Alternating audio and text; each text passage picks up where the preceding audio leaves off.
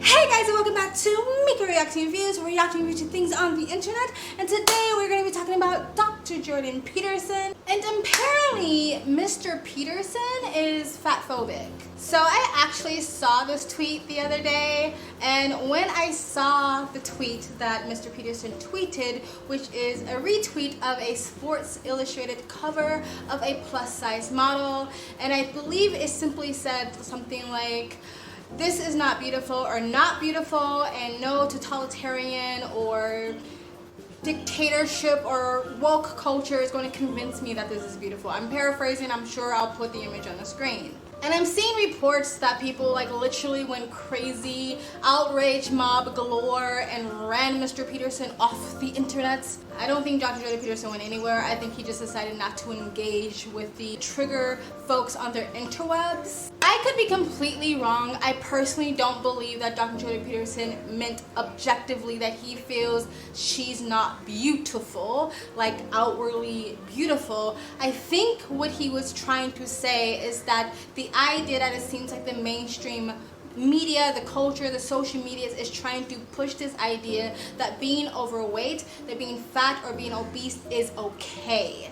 Now, I could be wrong. He could literally just been saying nope, I would not bag her. She is a butterface. I mean, she's not a butterface because she doesn't have the body, but the face. He literally could have just mean she's trash, right? But I don't think he meant that, because I follow Dr. Jordan Peterson and I've heard Dr. Jordan Peterson talk about the unhealthy diets that we have in the Western world, just the food culture period, how it is destroying our health, destroying our minds, destroying our mental health. He's talked about this numerous of times. He's talked about the gut bacteria and how what you put in your stomach directly affects your mental health, your stress levels, depression, anxiety, and a lot of people are starting to become more educated about this, but a lot of people are still really unaware how important your diet really is to your health. And again, just not your physical health, but also your mental health, and some might even say your spiritual health. People are more depressed, more anxious, more suicidal.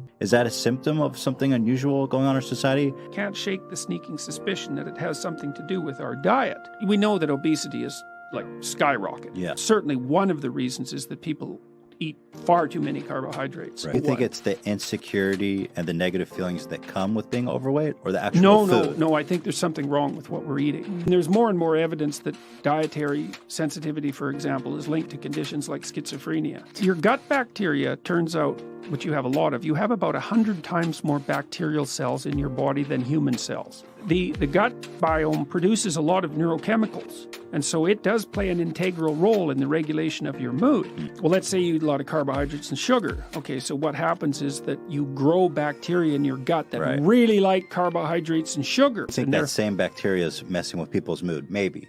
Yes, and it's also messing with their cravings. So I think that is what he was talking about, that this sort of championship of this idea that being obese or being overweight is okay, is healthy, or even beautiful, that itself is destroying our society, or at least making us really unhealthy and really sick. We just came out of a global pandemic, or we're still in a global pandemic, I guess, technically. And if you haven't been living under a rock, or at least paying somewhat attention, you do realize that people who were overweight, obese, or people who had diabetes or pre-diabetes were more at risk of getting seriously ill of the virus, or even dying of the virus. I think even the poke itself was less effective if you were overweight, obese, or had any diabetes or obesity related diseases or illnesses. But we sit here and we still promote the idea of being overweight or being obese. I'm personally sick of it, and the thing is, it's I wonder why they use women like this, because okay, objectively, in my opinion, I don't think she's unattractive. I'm fully aware that there's Photoshop, so I'm definitely gonna knock a couple of points off, but at the same time, she has a nice face, she has nice hair. I wouldn't say she's disgusting or anything like that, but when I see it, I do roll my eyes, because it's they always use women this size, right? They use women this size to promote the idea of being overweight, being fat, being obese is healthy and okay, but they never use people who are literally dying of diabetes, literally getting their limbs chopped off, being bedridden.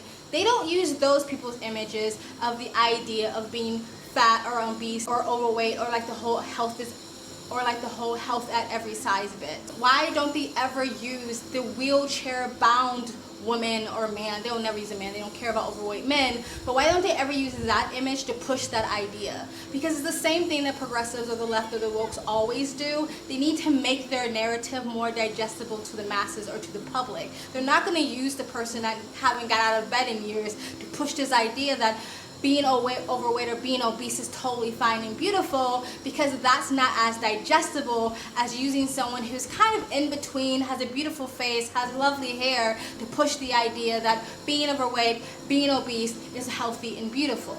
Of course they're going to push this idea because it just feeds the industry. It just feeds the pharmaceutical industry. It just feeds the medical industry. These people are going to need medication as they get older. They're going to need medical care as they get older, and it just feeds them more money. And of course the masses are going to eat it up, because nobody ever wants to do better. Nobody wants to put the hard work into trying to keep their bodies healthy, to try to lose weight. People want to just live in mediocrity, surround themselves with other people who live and celebrate mediocrity, and tell themselves that they're okay, they don't have to do anything, they don't have to fix anything. I don't necessarily think that if you're overweight you shouldn't love yourself, but to me, if you love yourself, you do what's best for your body. And I'm not saying you have to be a purist, because everybody has their vices, but you try to balance it out to do what's best for your body. But anyway, that is what I think Jordan Peterson was on about. I don't think he was actually fat phobic, but according to the fat positivity or the fat acceptance movement, just intentionally losing weight is fat phobic. So anything and everything is fat phobic to them.